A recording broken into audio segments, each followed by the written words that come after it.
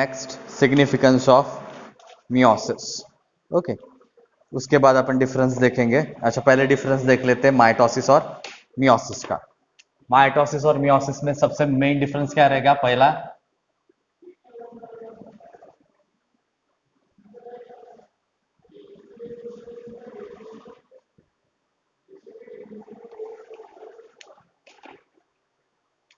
Number one difference, यहां पे chromosome number क्या कैसे रहेगा?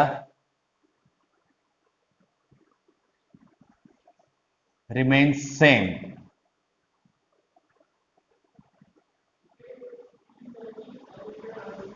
ठीक है, chromosome number remains same. And meiosis में chromosome number is reduce to half.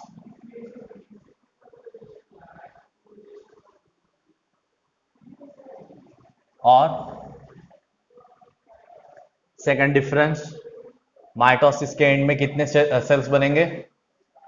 Mitosis के एंड में कितने सेल्स बनेंगे? में कितने सेल्स बनते हैं?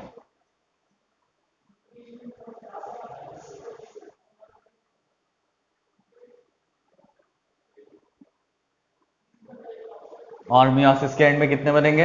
हाँ, दो बता बराबर है। और मियोसिस के एंड में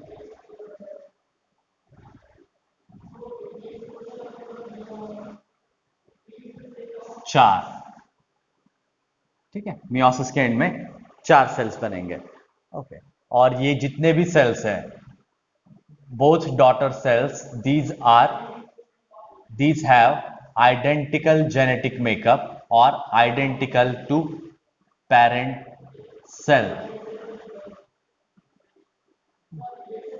यहाँ पे जितने भी डॉटर सेल बनेंगे या माइटोसिस के बाद जितने भी सेल्स बन रहे हैं वो सभी के सभी किसकी तरह आइडेंटिकल रहेंगे? पेरेंट्स की तरह।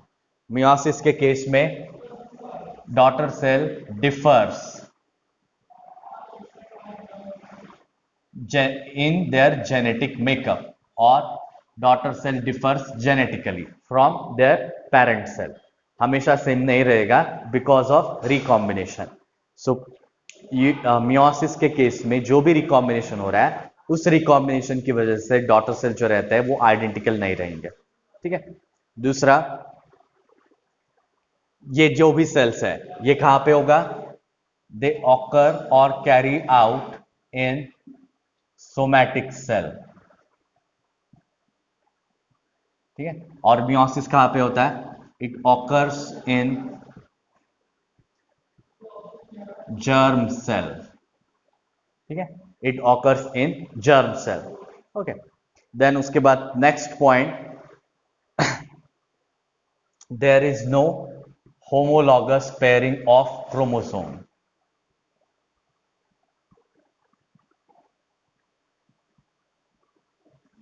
ठीक है, यहां पे होमोलॉगस पेयरिंग होती है क्या? नहीं, होमोलॉगस पेयरिंग नहीं होगी, मतलब सिनेप्सिस नहीं होगा। So by default no homologous pairing, that is no synapsis. ठीक है, होमोलॉगस पेयर बनने की जो प्रोसेस है उसको अपन क्या कहेंगे? सिनेप्सिस। सो ये सिनेप्सिस नहीं होता किसमें? माइटोसिस में। ओके, उसके बाद मियोसिस में ये क्या रहेगा? होमोलॉगस पेयरिंग होती है। और होमोलॉगस पेयरिंग कौन से फेज में होगी?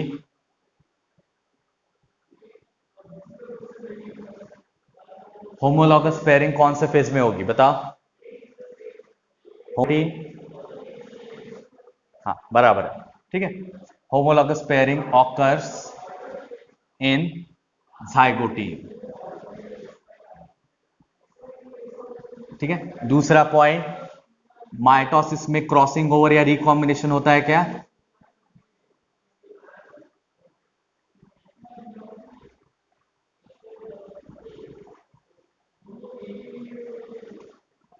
क्रॉसिंग ओवर होता है क्या माइटोसिस में? नहीं, क्रॉसिंग ओवर कहां पे होगा? मियोसिस में होगा। तो ये जो भी क्रॉसिंग ओवर और रिकॉम्बिनेशन है, ये रिकॉम्बिनेशन कौन से स्टेज में होता है? मियोसिस में।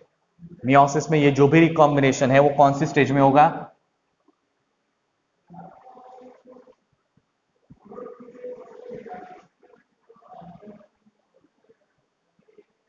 कौन सी स्टेज में होगा बताओ? क्रॉसिंग ओवर या रिकॉम्बिनेशन कौन से स्टेज में होता है? पैचिटी। ठीक है। In case of pachytene crossing over और रिकॉम्बिनेशन ऑकर्स। ओके। दूसरा, माइटोसिस में क्या स्प्लिट होगा? माइटोसिस में सेंट्रोमियर स्प्लिट होता है, और मियोसिस में सेंट्रोमियर कब स्प्लिट होता है?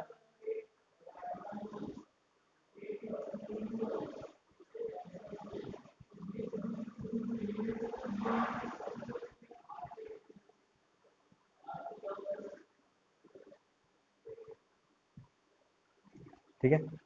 माइटोसिस में एनाफेज में सेंट्रोमियर स्प्लिट होता है, और मियोसिस में कब होगा? मियोसिस में सेंट्रोमियर कब स्प्लिट होता है? Anaphase 2, correct. बाकी लोगों को याद नहीं आ रहा क्या? एक ही प्राची आंसर बता रही। सेंट्रोमियर स्प्लिट्स इन एनाफेज 2।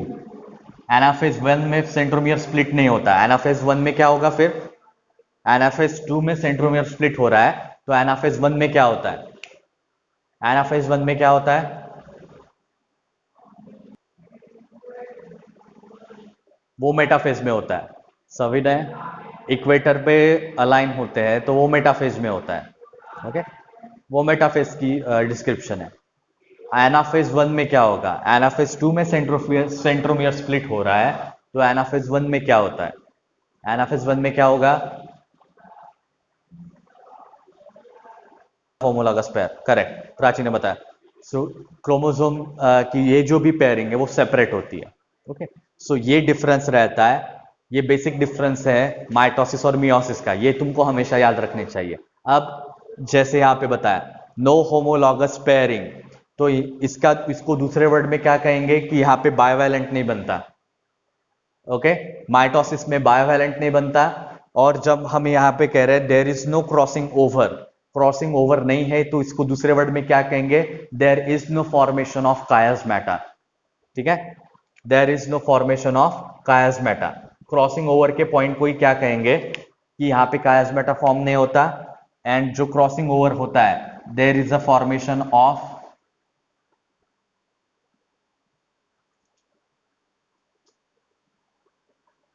कायस्मेटा।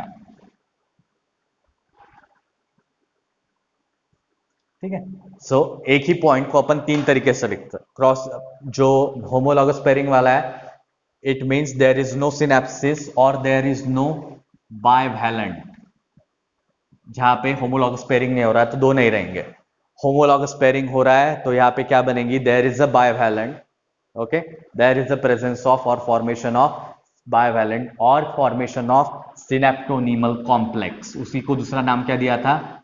सिनेप्टोनीमल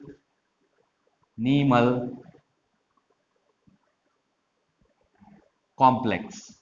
सिनेप्टोनीमल कॉम्प्लेक्स। ओके, सो एक ही पॉइंट को अपन तीन अलग अलग वर्ड में लिख सकते हैं, और बुक और सभी बुक में कोई ना कोई रहेगा। कुछ बुक में इसी पॉइंट को क्या कहेंगे कि कॉम्प्लेक्स नहीं बनता या कॉम्प्लेक्स बनता है। इसी पॉइंट को क्या कहेंगे कि वहां पे बायवैलेंट बनती है, बायवैलेंट नहीं बनता। इसी पॉइंट को क्या कहेंगे कि वहां पे होमोलॉगस पेयरिंग नहीं होती या फिर होती है। ठीक है, तो एक ही पॉइंट के लिए अपन तीन अलग अलग टर्मिनोलॉजी या तीन अलग अलग तरीकों से लिख सकते हैं। ओके, इसके अलावा और कौन सा डिफरेंस है? और एक बाकी, हाँ हाँ, सेंट्रोमियर जब स्प्लिट होता है एनाफेज में, ठीक है, so anaphase chromosome are single stranded, और simply chromosomes are single stranded, या इसमें दो ही क्रोमैटिड प्रेजेंट रहती है। ठीक है, एनाफेज 1 में चारों के चारों क्रोमैटिड रहेंगे, बट एनाफेज 2 में क्रोमैटिड्स जो है वो स्प्लिट होने के बाद सिंगल स्ट्रैंडेड बनते हैं। ठीक है, तो ये पॉइंट लिख भी सकते हो, या फिर ओके, ध्यान रखना anaphase chromosomes are single stranded. यहाँ पे एक ही एनाफेज है, यहाँ पे दो एनाफेज है। Anaphase 1 has double stranded chromosome,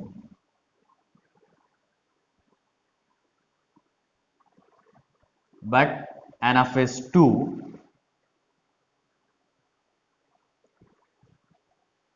has single stranded chromosome. NFS2 have single stranded chromosome. ये हुआ। हाँ, बाकी के पॉइंट पहले बता दिए गए। और हाँ, सबका सिग्निफिकेंस क्या है, माइटोसिस का सिग्निफिकेंस क्या, they help in repair and healing, they help in repair and healing.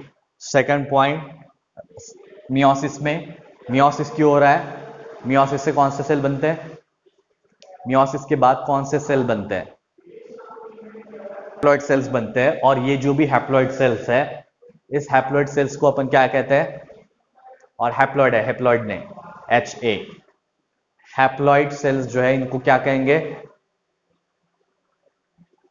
Gametes और सेक्स सेल।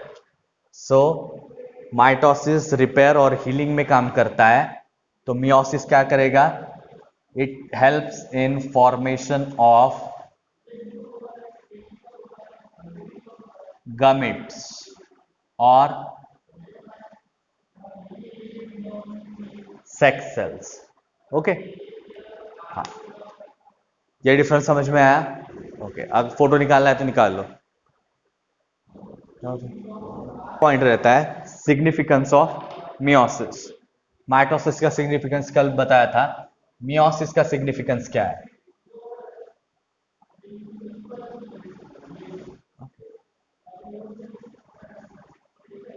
सिग्निफिकेंस यानी क्या, इंपॉर्टेंस। मियोसिस हो रहा है तो उसका इंपॉर्टेंस क्या है, सबसे पहला इंपॉर्टेंस क्या रहेगा कि वहां पे गमिट्स बन रहे हैं। ठीक है, गमिट्स बनना ये इंपॉर्टेंट काम है किसका, लिविंग ऑर्गेनिज्म के लिए गमिट्स बनना इंपॉर्टेंट है, क्योंकि गमिट्स आगे जाके रिप्रोडक्शन करेंगे, रिप्रोडक्शन करेंगे तो एक जनरेशन जो है वो बढ़ती जाएगी। पॉइंट इज कि एक स्पीसीज के सर्वाइवल के लिए सेक्सुअल रिप्रोडक्शन इंपॉर्टेंट है, और सेक्सुअल रिप्रोडक्शन के लिए क्या लगेंगे, गमिट्स, और वो गमिट्स कहाँ पे बनेंगे, मियोसिस में। ठीक है, तो इसमें सबसे पहला point, there is a development of haploid gametes और सेक्स सेल्स। तो यहां पे क्या बन रहे हैं, मियोसिस से हैप्लॉइड गमिट्स और सेक्स सेल्स। ठीक है, and which are responsible for और which leads to fertilisation.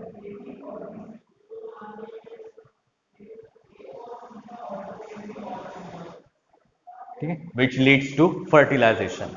Okay, second point यहां पे फर्टिलाइजेशन होगा तो स्पीसीज, वो पहले एक्सप्लेन किया था। दूसरा point, it provide opportunity for new combination. ठीक है, इट गिव्स अपॉर्चुनिटी, और नए कॉम्बिनेशन क्यों बनेंगे, it gives opportunity for new combination of gene.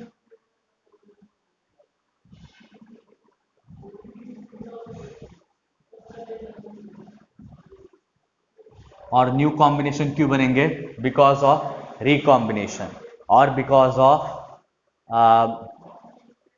Crossing over. ठीक है, सो जीन्स थ्रू क्रॉसिंग ओवर और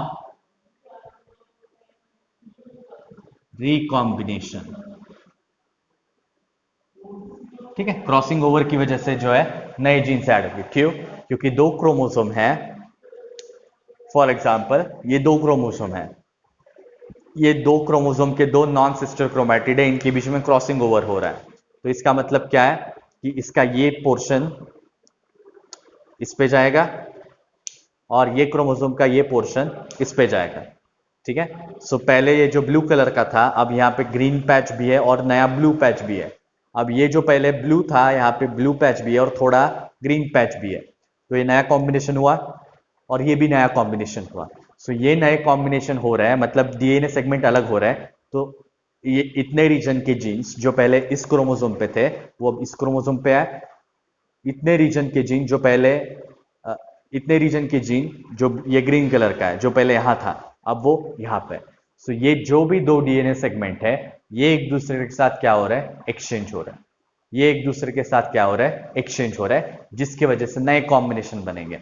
मतलब ये ऑलरेडी जो पहले जीन है व्हाइट कलर वाले, ये ब्लू वाला और ये ग्रीन वाला, तो नए जीन है मतलब नया कॉम्बिनेशन है, मतलब वो ऑर्गेनिज्म में उतने नए और वेरिएंट कैरेक्टर रहेंगे। ओके, सो ये सिग्निफिकेंस हुआ किसका, क्रॉसिंग ओवर का, ठीक है, जिसकी वजह से नए ये बनेंगे। और second, switches on the genet, हाँ एक और एक पॉइंट था। Okay, so it second point, it maintains fixed number of chromosome. कहां पे, इन a species.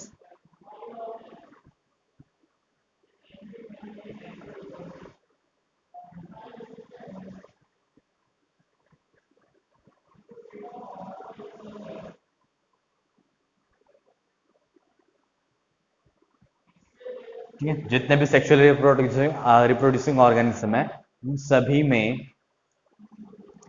Chromosome number, her species मतलब एक स्पीसीज का क्रोमोसोम नंबर कांस्टेंट रहना चाहिए या मेंटेन रहना चाहिए, इसके लिए मियोसिस हेल्प करता है। ठीक है, रिप्रोडक्शन में क्या होगा, एक समझो अगर मेल गमिट है वहां पे 46 क्रोमोसोम रहेंगे और फीमेल गमिट है वहां पे 46 क्रोमोसोम रहेंगे। कब, अगर वो मियोसिस के थ्रू प्रोड्यूस हो रहा है, सॉरी माइटोसिस के थ्रू प्रोड्यूस हो रहा है। अगर कोई भी गमिट माइटोसिस के थ्रू प्रोड्यूस हो रहा है, तो फॉर एग्जांपल ह्यूमंस जिनमें 46 क्रोमोसोम्स है, तो मेल गमिट में भी 46 रहेंगे और फीमेल गमिट में भी 46 रहेंगे। 46 प्लस 46 कितने रहेंगे, बनेंगे, 46 प्लस 46 कितने हुए, मेरा मैथ खराब है बताओ, 46 प्लस 46 कितने हुए, 92। ठीक है, सो फर्स्ट जनरेशन में 46 क्रोमोसोम है, तो अगर मियोसिस नहीं होता है तो सेकंड जनरेशन में कितने क्रोमोसोम जाएंगे, मिलेंगे, मतलब कितने क्रोमोसोम बनेंगे, 92। ये स्पीसीज जब रिप्रोड्यूस करेगी तो उसके भी मेल में 92 क्रोमोसोम, फीमेल में भी 92 क्रोमोसोम गमिट में। अब ये ऐसे मेल और फीमेल क्रोमोसोम वैसे के वैसे ही अगर थ्रू मियोसिस ट्रांसफर हो रहे हैं। ओके, सो इन दोनों के एडिशन के बाद कितने क्रोमोसोम बनेंगे, 92 प्लस 92 कितने हुए, 92 प्लस 92 कितने हुए, हाँ 184। सो ये थर्ड जनरेशन हुई।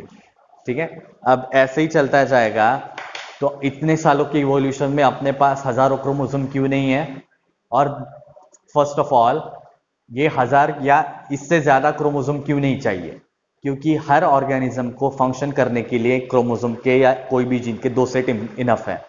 ठीक है, एक सेट रहेगा तो ठीक से काम नहीं बन सकता। अगर 2 सेट, 2 क्रोमोसोम है, इसमें दो दो जीन्स, अलग अलग जीन्स है जो एक ही कैरेक्टर के लिए रिस्पॉन्सिबल है। अगर इसमें से एक खराब होता है तो उसको कंपेंसेट करने के लिए दूसरा है। ओके, जब एक दो से ज्यादा अगर कॉपीज रहती है, 2 से ज्यादा अगर कॉपीज रहती है, तो ऑर्गेनिज्म प्रॉपरली फंक्शन नहीं कर पाएगा। ठीक है, तो ऑर्गेनिज्म प्रॉपरली फंक्शन नहीं कर पाएगा। दैट्स वाई क्रोमोसोम या गामिट्स में जो भी क्रोमोसोम है उसको रिड्यूस करना पड़ता है। ठीक है, इसलिए सेक्स सेल्स या क्रोमोसोम जो है वो मियोसिस के थ्रू ही बनेंगे, माइटोसिस के थ्रू नहीं बनेंगे, क्योंकि पूरी स्पीसीज में एक ही क्रोमोसोम नंबर कांस्टेंट रखना इंपॉर्टेंट है। ठीक है, ज्यादा क्रोमोसोम रहेंगे या कम क्रोमोसोम रहेंगे तो उसकी वजह से वहां पे म्यूटेशन म्यूटेशन आ सकता है, वो ऑर्गेनिज्म ठीक से काम नहीं कर सकता, या उस ऑर्गेनिज्म में एबनॉर्मेलिटी आ सकती है, वो नहीं होना चाहिए, इसलिए यहां पे ऐसी टाइप की एडिशन नहीं होती। That's why gametes follow meiosis for reduction of their chromosome और reduction of their genetic material. Okay, so ये इंपॉर्टेंस हुआ मियोसिस का। अब इसमें एक पॉइंट है, ठीक है, इफ, हमेशा नहीं होता, but if there is a irregularity in meiosis,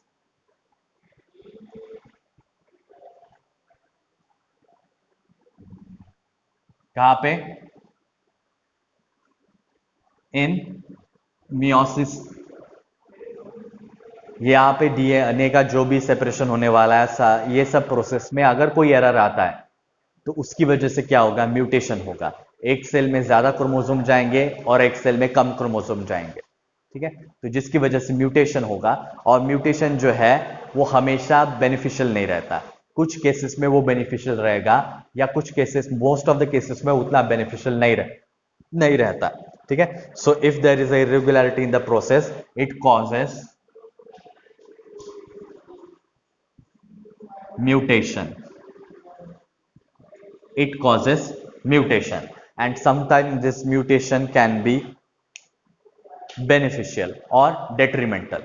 mutation की वजह से कुछ ऐसे भी कैरेक्टर एड्स हो सकते हैं जो अपने लिए बेनिफिशियल हो, या कुछ ऐसे कैरेक्टर ऐड हो सकते हैं जो अपने लिए बेनिफिशियल ना हो। ह्यूमंस का एवोल्यूशन हुआ क्योंकि चिंपांजी, ओरांगुटन एंड ह्यूमंस, हम सबके जो भी एंसेस्टर थे, वो सभी एंसेस्टर में कुछ ना कुछ पार्ट जो है म्यूटेट होता गया, जिसकी वजह से अपना इवोल्यूशन हुआ।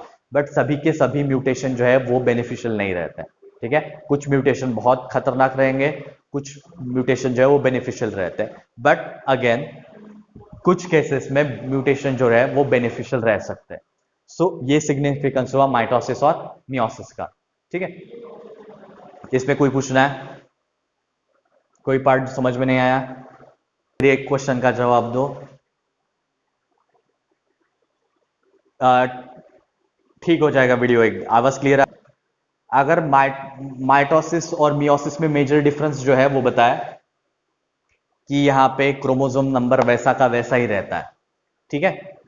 और क्रोमोसोम का स्प्लिटिंग होता है माइटोसिस में, हर क्रोमोसोम स्प्लिट होगा माइटोसिस में, और यहाँ पे भी क्रोमोसोम स्प्लिटिंग होता है एनाफेज 2 में, ठीक है। तो दोनों चीजों में या दोनों प्रोसेस में अगर क्रोमोसोम स्प्लिट हो रहा है, तो माइटोसिस में क्रोमोसोम नंबर वैसा का वैसा ही क्यों है, और मियोसिस में क्रोमोसोम नंबर आधा क्यों हो रहा है? क्वेश्चन समझ में आया?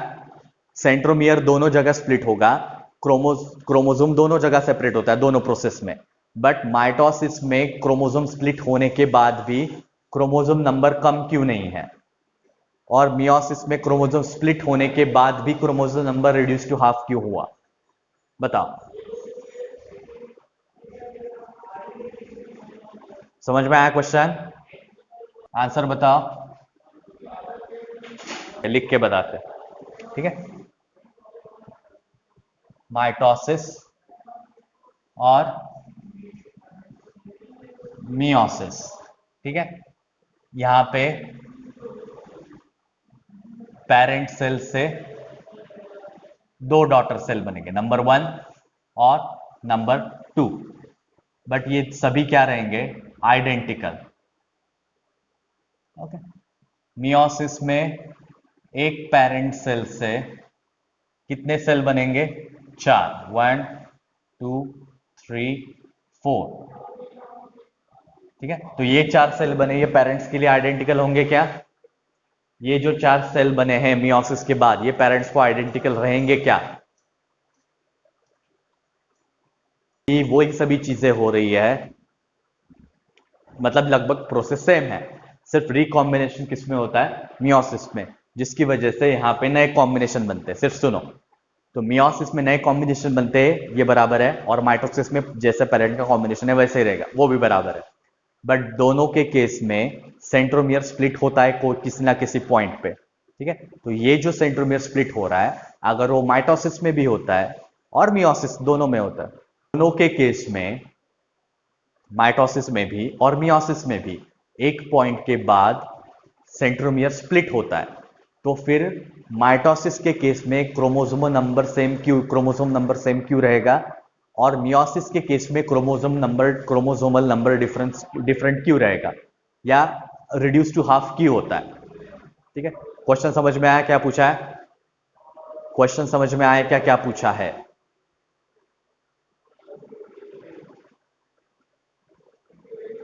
पता है क्या आंसर रहेगा इसका? हाँ, वो बराबर है। अगेन सभी ने जो बताया वो बराबर है, 2 बार होता है, दैट्स करेक्ट, ओके। सो ये क्यों रहेगा, क्योंकि मियोसिस में पहले क्रोमोसोम सेपरेट होते हैं, ठीक है, अब तू